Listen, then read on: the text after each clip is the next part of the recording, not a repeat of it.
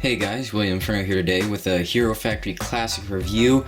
Now, I will say this in this video because I did say it in the last review as well. If you are a hardcore Bionicle fan and you hate Hero Factory, or you just are not a Bionicle fan and if you hate Hero Factory for any reason, you're not gonna want to watch this video. So I mean, if you are a Hero Factory hater, just leave, because that's just I don't even know why you'd click on this video to begin with. But I will say the reason I'm doing this is for my enjoyment and for people who want to see this. So if you want to vote on whether I continue these to the 2.0, 3.0, and breakout lines, you can go to the video. I'll probably put a link in the description, or maybe I'll put an annotation up. So you can click there and then you can go and vote. You can say yes and then state your reason for wanting to watch them, or you can say no, don't continue them, and tell me why you would not want to see any more of these. I will say that there will be, let's see here, there was going to be 7, 8, 9, 10 of these before I start doing 2.0, but again, the 2.0 is up to you whether you want to see that. But this review is about Corroder, the first villain that I'm going to be reviewing from the Hero Factory 2010 storyline titled Von Nebula.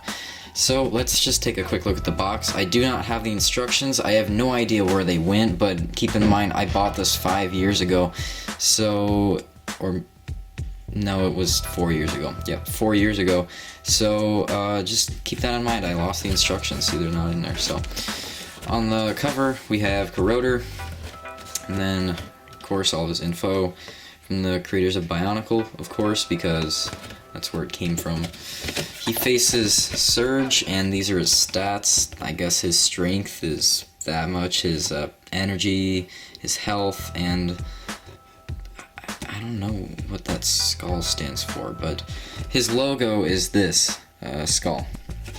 And then it shows you the functions quick and his head. So that's it for that. Let's get to the actual set here. So this is the smallest villain released in the Hero Factory wave of 2010, coming in at only 40 pieces.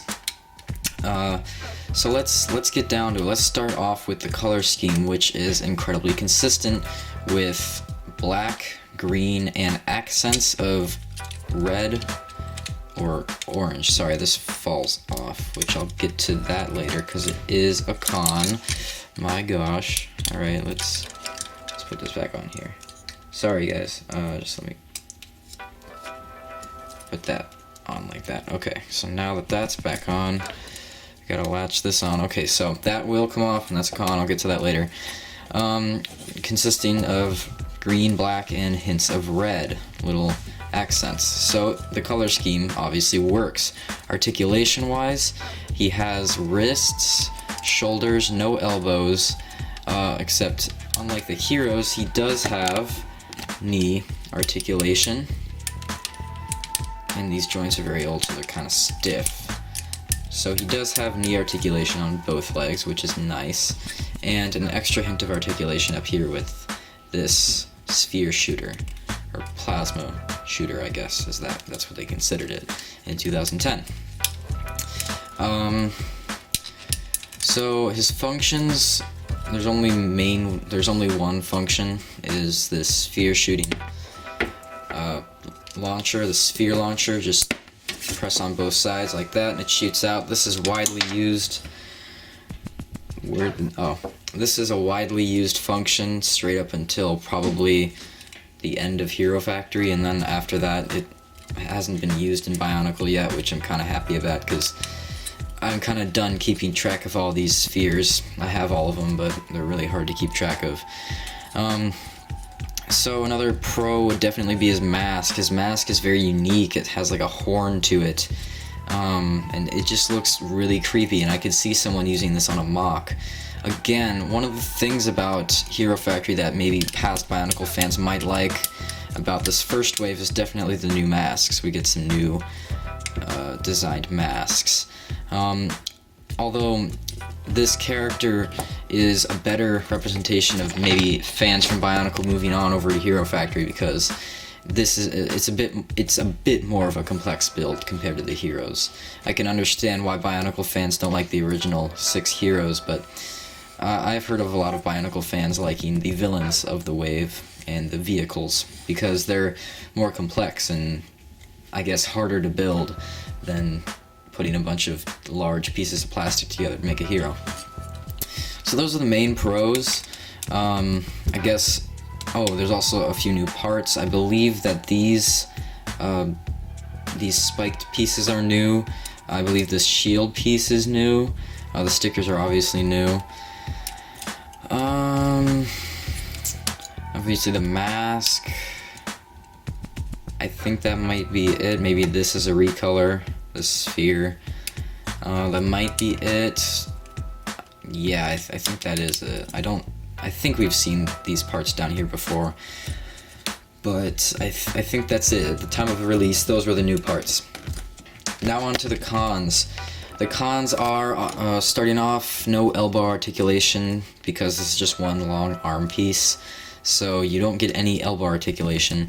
This definitely is hindered a little bit, depending on where you have his weapon over here, so when you move it, you can't really move this. So that's kind of a bummer. Another thing is that, see this on the back is actually attached to the front, and I can unattach it for you, just show you what it's like up there. So basically, this is what this little contraption looks like. It's not, it's like hooking upward onto the front. It goes from the back and hooks up onto the front, and just does that with a little peg, and then a little axle. So it's not really held on very well, meaning it will fall off quite a bit. There is, I know, a better way they probably could have put this on, but I guess they just decided to do it this way. If I can actually get this back on. Okay, there we go. Alright, it's back on now. So, I guess another con would be some people would just say how big and clunky these weapons are. They kind of do hinder articulation just a little bit. They're just kind of big and clunky and out there, and some people might not like that. But, I mean, there's not a lot to this set, and that might be a con too. I mean, I'm reviewing it and there's not much to talk about. So there's not a whole lot. Now, maybe I did miss one pro. One pro would be the fact that this set can be posed uniquely. His natural stance is actually down like this, and like he has his legs like this, and he's crawling around like this. That's kind of his natural stance, at least in the episodes, and you do see him hunched over on the cover, and on the back here he plants his weapons on the ground and shoots acid by lifting one of them up. So that actually does work better with this sphere launcher, so that's kind of a pro, that he has a different way to stand or crawl, I guess. Alright, so that's kind of it for Corroder. I don't want to take up too much time with these classic reviews for those people who hate Hero Factory and still decided to sit through this and probably might post a hateful comment. Because they're stupid, and they sat through this. That's why they're stupid. Not because they're haters. I can't discriminate you for hating Hero Factory, but I can discriminate you and say you're stupid for sitting through this whole video if you hate Hero Factory.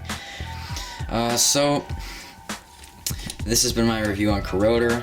If you were going to go back and pick this guy up, I don't know if it would be it would be worth it for you.